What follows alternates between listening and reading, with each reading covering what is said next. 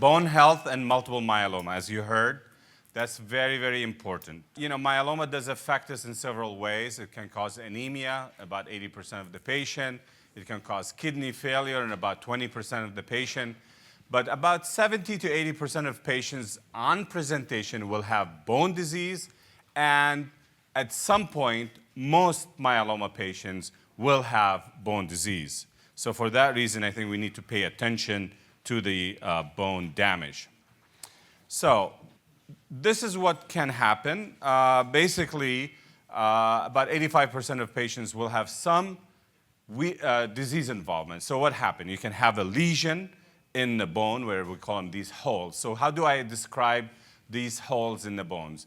Some of you may live in a house where you have a driveway, if you don't live in an apartment condo here by the beach. So if you live in a house and you have a driveway, when you get grass growing in your driveway or weeds, you get these little holes inside the driveway.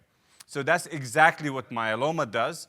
They need nests, so they form these little holes inside the driveways. And that's really important because the more holes you have, the weaker the bone is, and eventually it can break. So, and obviously we need to address these holes later on. I'll describe to you why I use that analogy. The other thing, obviously, if you're affecting the bone, you start releasing calcium, so patient can have hypercalcemia, very high calcium. If it's mild, there's no symptoms. If it's severe, you can have the constipation, the mental status change, etc. And obviously, if some patients will only have osteopenia or osteoporosis. The bone is weak. And obviously, if the bone is weak in the vertebra, you can get what we call cord compression, which is significant. This is just to show you that myeloma is not a new disease. It's not because we have too many Burger Kings. This was an old pictures from 300 BC, and you can see these little holes there on X-ray. This is a skull full of these little holes. So the other thing, obviously, we do is we check X-rays of the spine, and this is the vertebra, and you can see that maybe this vertebra is normal, but this one has the holes in it, and you can see that the height is different. So that's one of the things we can do, is just a simple X-ray to find it. The MRI is better because it can tell us more about what's going on. Here, this is a bad complication where you have this vertebra kind of broken, and then you have this little tumor pressing on the spine, so this is really dangerous. This needs to be addressed quickly. So why does that happen? Why does patient develop bone disease? Well, for a healthy bone, you have to have a balance between these two guys. One, we call them the osteoclast, and one, the osteoblast. And neither one of them is bad. They are bad if one of them is dominant, especially the osteoclast. So if you have too many of these nasty cells that destroying bones and you're not building bone, these osteoblasts, then at the end of the day, you get a weak bone. So this is exactly what happened in myeloma. So in the normal setting, every time you break the bones, these nice guys, osteoblasts, come and start building bone again. But in myeloma, you have too many osteoclasts, and you cannot keep up with the bone building, so you get a weak bone, you get holes, you get osteopenia, and osteoporosis. And the problem here is this interaction. These myeloma cells are the nasty things. What they do a couple of things. I'm going to put everything here. Basically, what they do is they give these proteins, cytokines, that will stimulate the osteoclast. So you have too many osteoclasts and too little osteoblasts that don't work. Some of these proteins, for example, engage in the proliferation of and generation of osteoclasts, like osteoprotegerin, interleukin-6, interleukin-3. And some of the treatment need to be directed against myeloma, against the binding of these nasty cells, we call them osteoclasts, to the bone, and maybe enhancing the osteoblast. So we can reverse that balance between osteoblast and osteoclast.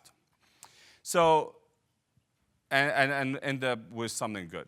And actually, having this bone disease where we can check these markers that will tell us if there's a lot of bone destruction, actually influence the outcome of patient with myeloma. So if you look at patients who have very little bone cytokines that stimulate bone destruction, they actually have a very nice survival, 89%. If you have a lot of these nasty rank ligand to osteoprotegrin ratio, then your survival is not as good. So it's very important that we reverse most patients to this kind of normal ratio and balance between the cytokines that build bone and the cytokines that destroy bones. So how can we manage bone disease? Well, if you have a localized area of destruction, you want to get quick control of pain, I think radiation therapy is reasonable. If you have a collapsed vertebra, I'll show you a couple examples of kyphoplasty and vertebroplasty. If somebody has a cord compression, surgical intervention is needed to align the spine and relieve the spinal cord from the damage. Obviously, we need pain medications. And finally, obviously, the bisphosphonate, and we'll talk about that in a minute.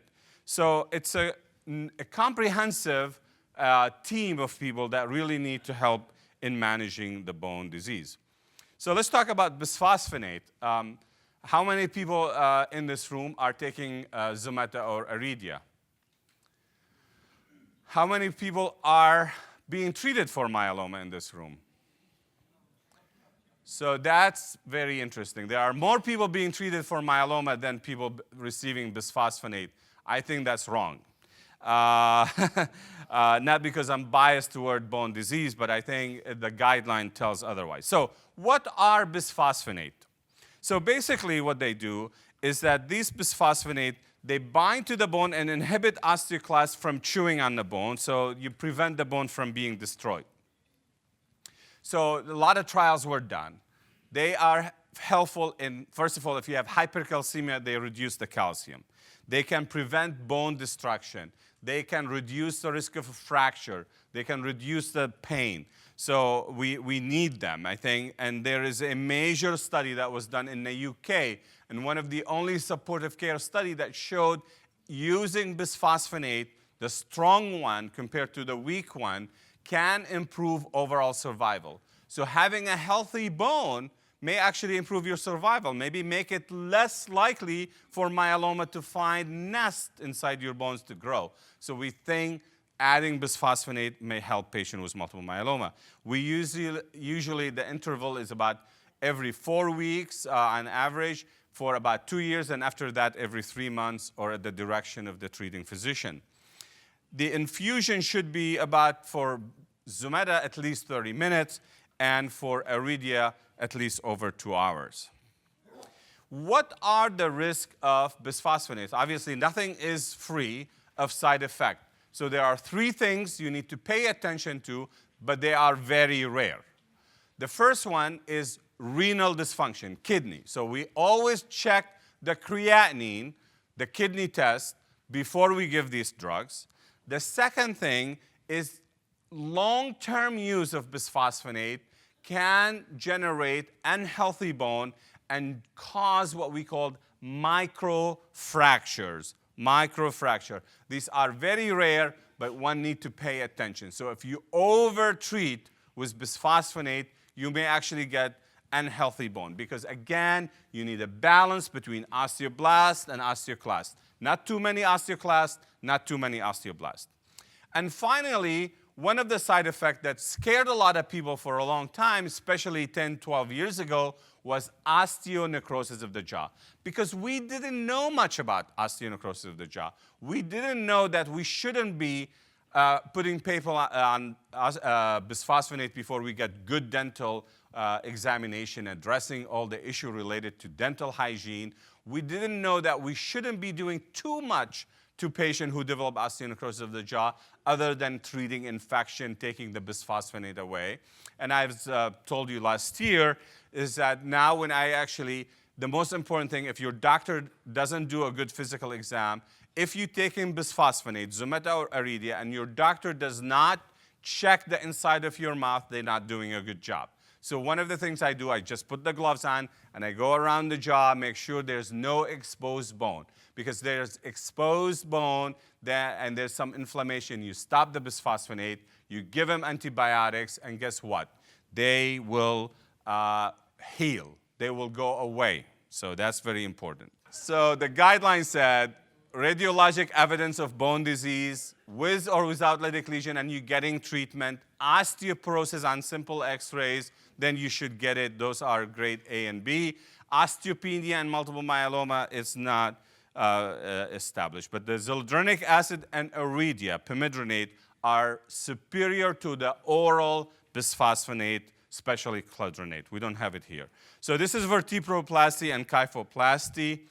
Let's see here.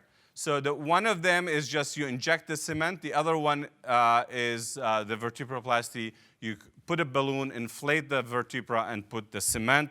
It's great for these patients. It's better than the kyphoplasty. The other thing, obviously, I told you radiation therapy. A lot of people use radiation therapy, but I think sometimes maybe we overuse it, and sometimes we underuse it. What are the risks of radiation therapy? Obviously, you're going to cause damage to the tissues in the way of the radiation. So I hate radiating the spine unless it's very important. One of the things that I saw a patient who's cured, doing fine, and about 6 years later, he's paralyzed. I thought his myeloma is relapsing in the spine. Unfortunately, the tail of his spine was lysing from the late effect of radiation. So we use radiation wisely and carefully if we need to. So the other thing is that the location of the lesions can be important. So if you have a lesion in the skull, it doesn't matter. But obviously, lesions in the long bones can increase the risk of fracture. So these need to be screened, addressed, and talk to an orthopedic surgeon to address anything about that. Osteoporosis is common in myeloma patients when they have the T-score below 2.5. So that will increase the risk of fracture. So what can we do as a myeloma patient? Well, having adequate intake of calcium and vitamin D is very important, and reasonable weight-bearing exercises are very important. You don't need to look like Arnold to benefit from weight training. 5 to 10 pounds is adequate. The other thing that is really important is walking. Walking is very good. So there's a guy who's been on the space shuttle now for a year. He was married to a congresswoman, somebody from Arizona that was shot. Do you remember her? So this guy is coming home, I think, today or tomorrow. I'm sure he's severely osteopenic because he has not been walking for a year. You need to walk. It's very important for your bone health. So the other thing, obviously, a large number of patients are vitamin D deficient. I'm going to go quickly here so they don't yell at me in the back. So vitamin D, about 40% of people are vitamin D deficient, unless you're lucky enough to live in Florida. If you live in Indiana or Minnesota, you need some vitamin D supplementation, especially during the winter months. So other drugs, there's a drug called denosumab. Actually, it's approved by the FDA, but is not yet for multiple myeloma. This drug inhibits osteoclast genesis by inhibiting rank ligand, and so it's very useful. And there's drug ACE-0111 I will talk to you about in a minute. So what do we know about denosumab? So it's a monoclonal antibody, binds to rank ligand, inhibit the genesis of these bad osteoclasts. You're not making it. So what happened is that there was a big study that had myeloma patients and breast cancer patients. So what happened is that it does show that you can delay any skeletal-related events, but the survival was similar, ONJ was similar, hypocalcemia was more common in the denosumab. So it wasn't very conclusive in the myeloma patient. For that reason, there is a study that's ongoing, almost finished accruing, comparing Zometa to denosumab, and hopefully we'll learn something from that shortly. So the optimal therapy for myeloma bone disease is really attacking the myeloma and re-establishing the balance between osteoblast and osteoclast. So there's a drug called DKK1 antibodies, And DKK1 is important because it's just, if you inhibit it, you can generate osteoblasts. So there's some work done on that, and it's, I don't know where it's that going anytime soon. But the drug that I really like is this one. Let me show you this one. So basically, again, when we use Zometa, we just preventing osteoclast damaging the bone. We're not doing anything about osteoblast. We're not building bones. We're not paving that driveway with the holes, yeah? We need to do that because otherwise you're just walking with the risk of fracture if you have these big holes in the bones. So what we do is when we use these animal models and we use vehicle, you can see the bone is still weak, a lot of holes. If we use this drug, we're actually getting better bones. And this is a different models where we show that when we put a tumor in the bones in the middle, you can see all these holes. When we give this drug, we actually prevent holes. So we're actually very interested about this drug. It's a drug made, Celgene is testing this drug, and this drug can help with two things. One, it does increase your red blood cells mass. So actually, if you're anemic, your hemoglobin goes up, you'll feel better, and also hopefully will build bone. So we actually, we have a clinical trials that we wrote at our institution. We're gonna open it at other centers so we can collaborate to see if this is really going to happen in a human. So the other thing I told you, some of the drugs we used in myeloma are actually very good. For example, bortezomib does two things. Will inhibit osteoclast generation and stimulate osteoblasts. Lenalidomide will inhibit the generation of osteoclasts, the cells that destroy bone. So some of the drugs we're using already helping zoledronic acid do better. So what is the summary? The summary is that bone disease is a major comorbidity or morbidity in patients with multiple myeloma, and addressing that is very important. We have new imaging technique. I didn't show you a PET scan that can help us find these lesions, these holes, see what's inside the holes. We do MRI because it's more sensitive than the simple X-rays. We think that everybody with myeloma who being treated should receive bisphosphonate therapy. I think there are new agents that will help us build bones. So I think I'm the only one who finished on time. Yay! Actually, I think we have a couple of ARS questions. We officially, so let's just do those while we're taking a seat. Thanks. All right, so do you have bone disease? Yes or no? And this relates to one of the questions that Rafat was asking. Do you actually have bone disease as far as you're aware? All right. So that's about right. Yeah. Maybe we say at least 70%. Okay, so which one of these have you been taking? Zometa tends to be a lot more common these days, but we used Iridia for many years. Some of you may have taken Iridia and then switched over. That would be number 3. And then it may be that a number of you have not taken either one of those. So let's see. Yeah, so mostly very, very little Iridia. Look at that. 60% Zometa and 10% did take both, and 23% none. So that's pretty much what you saw with the hand, Rafat, 23%. Yeah. You can comment on that in a minute. And how long should you take either one of those? So how long is the best to take the Iridia or the Zometa?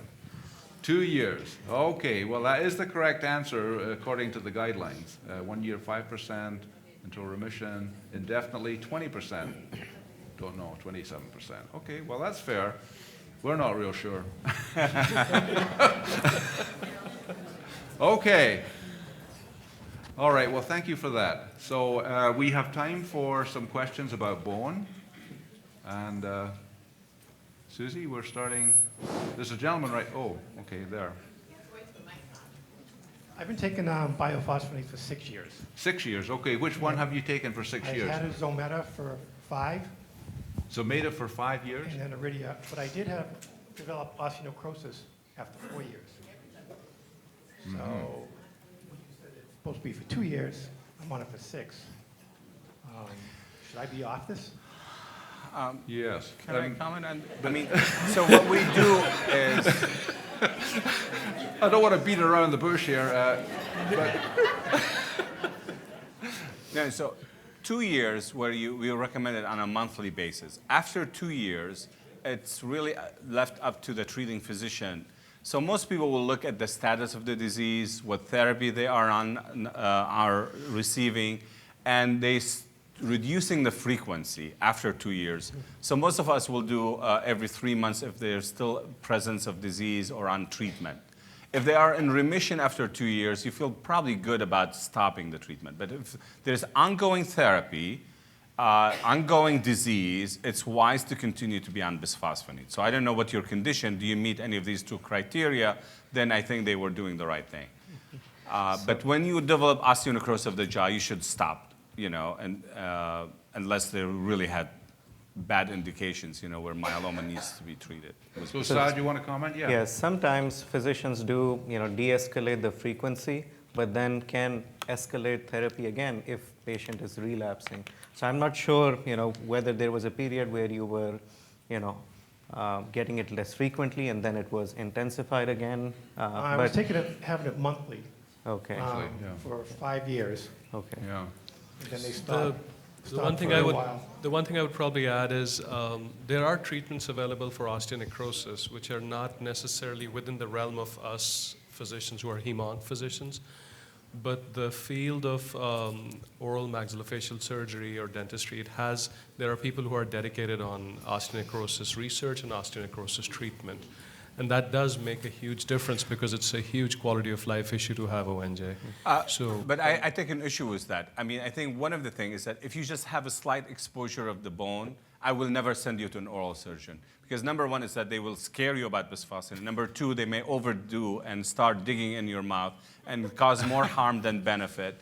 And so that's really, very important that we just, address it carefully. I mean, because and then once you're on bisphosphonate, dentists don't want to touch you. I mean, this is kind of scary. That doesn't make sense because, you just need to do the best for your oral hygiene. Sure. So just like myeloma, you have to go to a person who deals with ONJ. Exactly. Right. Yes, This is one case where you could call the hotline. This is something that comes up, and we do have a list of oral surgeons who specialize in this and who know how to work carefully. And so we would give you some recommendations. There are 2, 3, 4 guys who are very, very smart. So the one is in Florida. Yes. And another one is up in the New York area. But call the hotline. I think that certainly you should see one of these oral surgeons. I am seeing one associated with Dana-Farber. She Okay, sees me every 6 that would months. be great. Okay, to help you out with that. Great. Okay. Where do we go next? I guess talk to Susie. I was taking Prolia before I was diagnosed with multiple myeloma, and my doctor said to just stay on the Prolia. I get injections every six months. Is that a good choice or not? Well, Prolia is Zometa, I believe. No, Prolia is the denosumab. Prolia is denosumab. So again, as I told you in the trial that was done, number one is that the Prolia is giving more frequently than every 6 months in myeloma because you have a lot of bone destruction, so every 6 months is not enough. Prolia every 6 months is great for patients with osteoporosis, but not for myeloma patients. The thing about it is that it's not indicated by the FDA for patients with multiple myeloma because we're waiting on this clinical trial to show if any benefit. It's not probably inferior to Zometa, different side effect. So if it's covered and you can take it more frequently, it's probably useful. The other thing about bisphosphonate, I want to remind you, the reason we reduce the frequency of treatment when you don't have a lot of myeloma, because that bisphosphonate does not leave the bone. Stick to the bone for as long as the bone is stable. When there's a lot of turnover, you have a lot of myeloma, you're destroying a lot of bone, the bisphosphonates start leaching out. So if I, for example, inject myself now with radioactive bisphosphonate, and I do an x-ray of my spine, will be hot. If I repeat this x-ray in a year and I don't have myeloma, it will still be hot. So bisphosphonate does stay in the bone for a long time. So you don't need a lot of it. You don't need a lot of it. You need enough to inhibit. So actually, another just addition, it's very good that this point came up. So patients who are in remission and are, let's say, stopping their treatment for myeloma, this question does come up, well, can I continue my bisphosphonate? Should I continue my bisphosphonate? And I think that answer goes exactly towards that. At that time when your disease is in remission, you don't have pain, walking, exercising, building the bone that way, taking care of diet, those things are way more important than just staying on bisphosphonate and expecting that that will remodel the bones, because the remodeling is happening from the physical exercise and diet, et cetera. Yeah, if you're in remission, the osteoclasts are not getting activated. Correct. So you don't need to shut them down. Okay. Before I was diagnosed with myeloma, I thought I was doing all the right things by eating right, walking, daily exercise, a lot of dancing, advanced yoga, everything, very flexible. And then I was diagnosed with osteoporosis, so I was on Prolia first. And then I had a fracture in my L5 and a lot of pain, excruciating. They told me it could heal by itself, but they didn't know I had myeloma, that it could not heal by itself. So I waited 3 months, and then it got worse and worse to the point that a day came that I could not, well, I put on a show, a dance show in Boca, and then the next day I couldn't move. Wow. And so my primary doctor is the one who diagnosed it. He said, Yeah. this is not Yeah. normal. And so she gave me different tests, and she said, you have this, and she sent me to the ER. Anyway, I had the kyphoplasty, did not help very much, and I've been on chemotherapy since May. That's when I was diagnosed. And now I don't know what my limits are. I walk a lot now. Sometimes it hurts, sometimes I tolerate it, and sometimes it doesn't hurt. I do weightlifting to 4 pound, I think, weights are my limit. And then my doctor said I cannot bend over at all. It hurts when I bend a little bit, but then what kind of I can't do yoga, I can't dance. My life has turned upside down. It's from a very, very 100% active person. All of a sudden, I'm down to an old lady who just eats and goes to bed and reads a lot. And I walk, and that's it. Yeah. And socialize.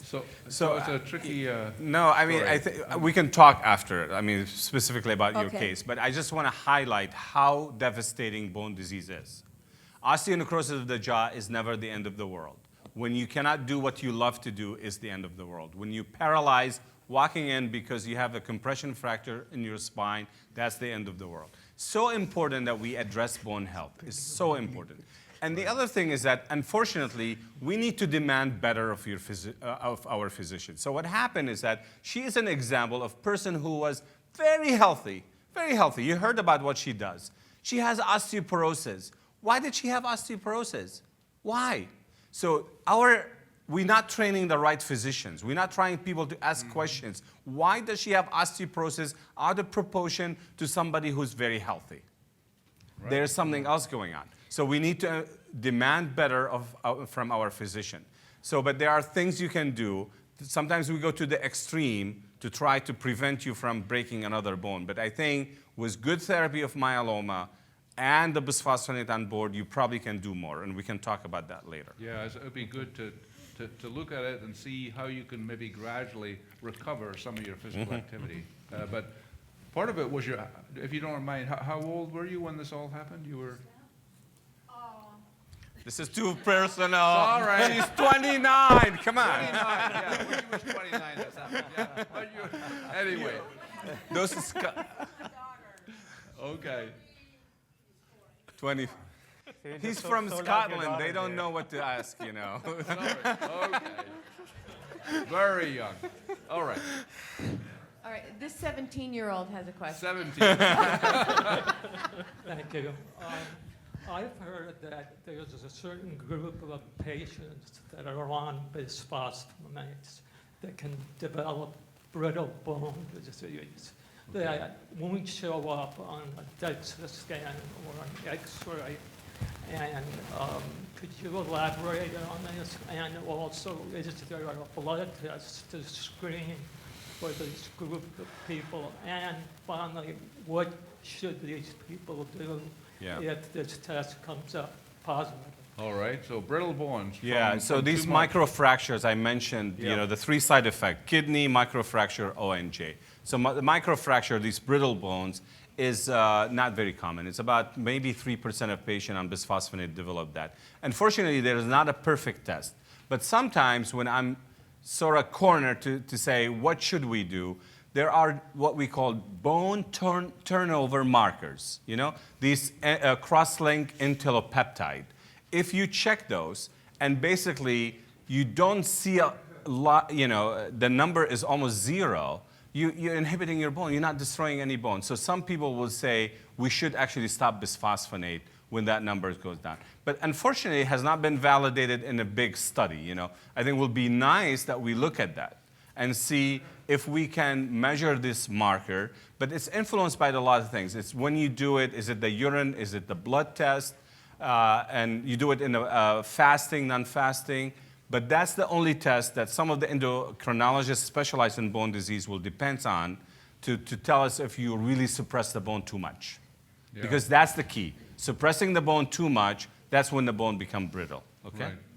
This is something that typically affects the hip. It gives an atypical hip fracture. So any pain around the hip without any evidence of myeloma is highly suspicious.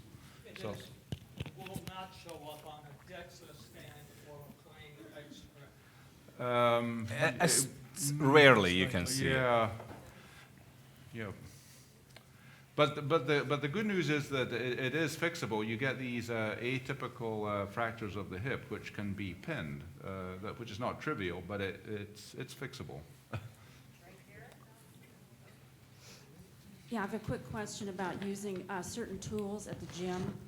They're now using these flexible foam rollers for classes, and you roll on it with your spine on your back. I have compression fractures in my thoracic region. I'm wondering, is it okay to use those soft rollers if you do have compression fractures in your spine? Yes, no, what are your thoughts? Thank you. Everything is possible, but you really need to have the right physical therapist who have seen your x-rays and can really judge the stability of your spine and tell you how much you can do. But I wouldn't do it without good counseling, without somebody who really knows what they're doing. Yeah, there are a lot of crazy exercise techniques now. We see a lot of that. In LA, they have all these different methods, spring balances and this, that, You and might the not other. want to go there about Yeah, exercise. I'm just saying that if I were to tell them what your routine is, they I would just basically add that it's probably a good idea for if you want to develop an exercise routine or strengthen a routine, let a trained physical therapist who is used to working with myeloma patients, let the trained physical therapist help develop that sort of a routine rather than just, let's say, a gym instructor, because they would not have that experience. Right. Okay. First, I'd like to thank you all for taking the time to inform us on all of these subjects. My question is with the infusion of Zometa. I noticed on your slide you said 30 minutes. Whenever my husband goes to get an infusion, we always question how long, and then we have to sort of fight to get him to do it 30. They say, well, how come you want 30 minutes? Has he had a problem with it before? And I say, no, they just say that at the conference. That's what you're supposed to do. So I want a good answer for them when they say, how come, 30 minutes? So they want to give it in 15. They want to get it in 15. Okay, So they can move people in and out quickly. Give her some good evidence here. It's the area under the curve. So when you get the drug concentration quickly in the blood, you actually increase the risk of kidney damage. So the longer you give it, the less likely you will get kidney damage. So And there, the guidelines said 15 to 30 minutes, but there are some data suggest that the longer the infusion, the less likely you develop kidney damage. Well, I don't think there's any data on longer than 30, but 15 is too fast. Yeah, 15 is too fast. The other thing is that But there's some people do it over an hour. when it's 15, when they set it up for 15, if it runs in a little bit fast, it could be 10 minutes, which is definitely too fast. So 30 gives you some margin for error as well. And I think similar for Iridia to keep in mind, like it was mentioned, over 2 hours, so 90 minutes to 120 minutes tends to be the general time. But there have been some studies in certain types of cancers where Iridia was given over 4 hours. And I've seen that happen every now and then in some practices. There is no need to extend it that long. Right. 90 to 120 minutes is optimal for myeloma patients. Right. Okay. All right, doctors, over here. Regarding the hypocalcemia, more frequent with Exgeva. Can you explain, please, what is with hypocalcemia and does it affect the heart? Hypercalcemia? And does it affect your heart? Does it affect your heart? Well, I mean, if you have too much calcium, that will affect the rhythm in the heart, so you can get some arrhythmia. I don't know what else it can I mean, it can affect all the muscles, right? Yeah. So heart is a muscle. Yeah. It can affect the heart muscle. Cardiac as well. irritability. Yeah. Yes. So the It's rhythm not is good. yeah. But Yeah. the other question about the Exgeva, Dunacimab, yeah. He's going to give you a microscope. So Prolia is the Dunacimab when it's used for osteoporosis. Exgeva is Dunacimab when it's used for myeloma. It's the same drug, Yes. but it's different marketing brand. Okay. But what I'm saying is that it is pro or con to take Exgeva because it may affect heart and heart disease. No, so Exgeva may increase, may be associated with more lower calcium, so hypocalcemia. But I think, if you monitor the calcium carefully, now did you hear me? Everybody should be on calcium. You should need at least 1,500 milligrams of calcium a day, diet, and maybe supplement. But and you measure the calcium every time you give the Blood. Yeah. Mm-hmm. And another question regarding this Exgeva continuation. Does it affect kidney, Exgeva? No. No, I don't think so. No. Could affect your wallet, though it might not be reimbursed. But I think Kidney, wallet. what Dr. Abonour is mentioning, I think that's important to keep in mind. Every now and then patients would come in and I've noticed that the Zometa was held because the calcium was checked and the calcium was low. That is a practice which has been done again in certain types of cancers, but in myeloma it's so integral that that patient should actually be on calcium vitamin D supplement and stay on the bisphosphonate rather than noticing, oh, your calcium is normal or slightly lower, so let's hold off the Zometa. So that's something very, very important to keep in mind. Right. Good point. So other questions? We have a gentleman, there's a hand up at the back there, I see. Behind you, Robin. We got number 2. Oh, number 2? You got a question, Suzanne? I do, okay. Okay, go ahead. After the initial whole body x-ray to see the extent of lesions that are in the body, how frequently should you have it thereafter? Okay, good question. Lesions in the bone, how frequently should you monitor? Well, again, I mean, we don't have anything to pave these bones, so repeating the x-ray doesn't help because the radiologist will say persistent lytic lesions or persistent disease. That's the worst impression that they can come up with. So the guidelines said, you do not need to repeat skeletal survey on a regular basis. You repeat it if you're assessing for progression of disease, that means the myeloma protein is going up, they have new symptoms, or if you are going to go on a clinical trials and require you to have a skeletal survey. But the routine skeletal survey on a yearly basis is not in the guideline anymore. Okay, number 3. How do plasmacytomas relate to bone disease, or do they? Is it just wants to soft take that tissue? Yeah, so the plasmacytoma basically is what is in bone as well. Normally, when it's in bone, we call it a lesion. When it's outside, we call it a plasmacytoma. And which would be also, another word for that is extramedullary plasmacytoma, EMD, extramedullary disease, lesions outside of the bone. And Dr. Blade, who's very interested in this, is a little controversial as to whether, if it's close to bone, Yeah. what is it? So paramedullary versus Yes. true extramedullary. Extramedullary. Yeah. Right, but so we are concerned about that in that, as you could imagine, if the myeloma is outside of the bone, it indicates maybe a different pattern or tendency for the myeloma, and so we are anxious about that and want to know about that, and we would monitor it perhaps with a PET scan rather than X-rays or the like. Right over here, number 4. Thanks, guys, first off. But simple question, very general. You mentioned that light impact exercise, low weight bearing exercise, things like that are very good for you. Could you just explain the dynamics of how that improves the bone and why it's good for us? You know, how does it regrow and strengthen it? Yeah, I mean, when you have weak muscles, you actually put more weight on the bones, and you can, compress your spine further. You can increase the risk of fracture, falls, and things like that. So the stronger your muscles, especially the core, the more you're protecting your skeletons. So that's really what weight bearing is about, and then the core strengthening. So these two elements are very important, because otherwise you just have, the bone is just around and you're weak, you start falling down, you can break bone easily. So having strong muscles, strong core will help your bones and help you move better.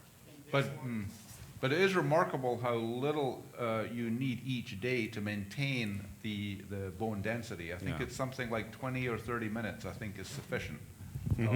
Activity is sufficient to keep the bone density up. But it does not regenerate the bone itself. You're just strengthening the muscle around it.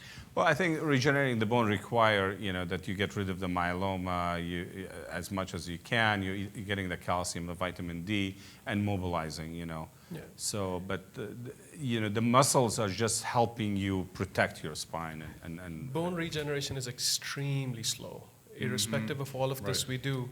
But every single step you take in that direction has incremental benefit.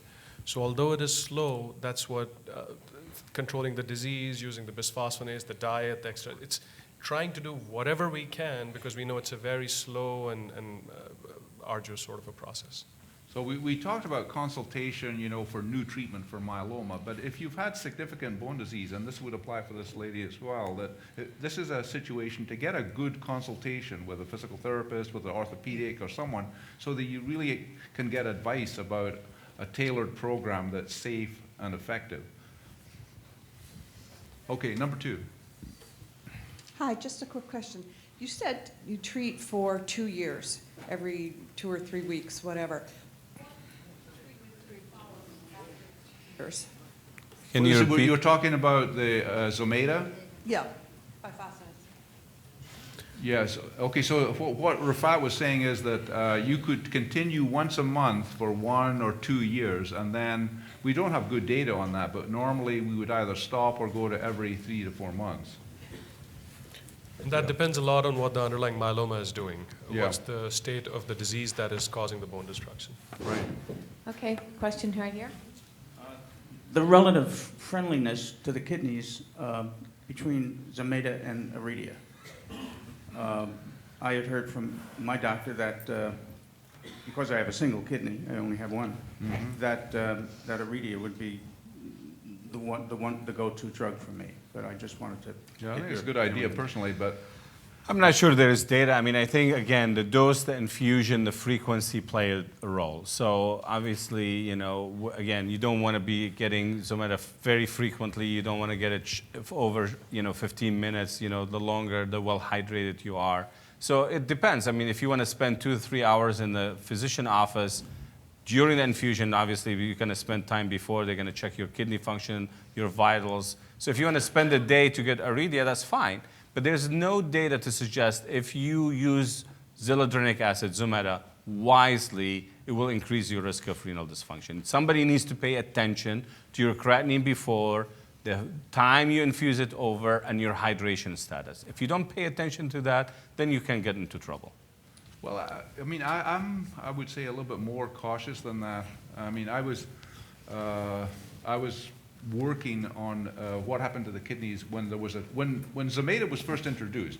What happened across the country is that all of the clinics, they switched from Iridia to Zometa, and they didn't really understand the protocols, and so they just switched patients from Iridia to Zometa, and that was when there was a huge spike in kidney problems, including kidney failure. Because if you gave it in 15 minutes, like this lady was asking, if you just switch over, if you just read the package insert and give Zometa over 15 minutes, patients were getting serious kidney problems, including kidney failure. And there was one clinic, I think the state north of you, I think it was in Illinois, no, in Indiana, where we know what we're doing in Indiana. they had 6 cases in this one clinic where they actually went strictly by the package insert, but they had 6 patients that had serious kidney problems, which was what brought this to attention. So, I mean, for me, Iridia would be a lot safer. Okay, we have one more question. Yes, doctors. Why do some people, patients, have issues with bones problems and others don't? Okay, good question. Thank you. All right, go for So- it. I think you can answer this. So we do appreciate that myeloma is a very heterogeneous disease. It's very likely that this disease is 7 or 8 different types of diseases and behaves in certain ways. So the Arkansas group published their gene expression profiling data suggesting that there are at least 7 different molecular subgroups. So there's a low bone disease subgroup that makes up about 10 to 12% of newly diagnosed myelomas, where by virtue of certain genes being more active or less active, confer that protection. So patients can have 80% bone marrow plasma cytosis. So 8 out of 10 of their bone cells inside the bones are myeloma cells, but still not have any lytic lesions and have pretty good paratrabecular and trabecular bones. Right. So I think it has to do with disease biology and how the plasma cell is talking to its neighbors. So that's where there was probably one key protein that you guys identified, DKK1. That is correct. That was specially linked to this. So when there was not production of DKK1, this was the subgroup where there was much lower bone disease. Yes. Okay. Are we done? Yes. Okay. Yes. Thank you so much.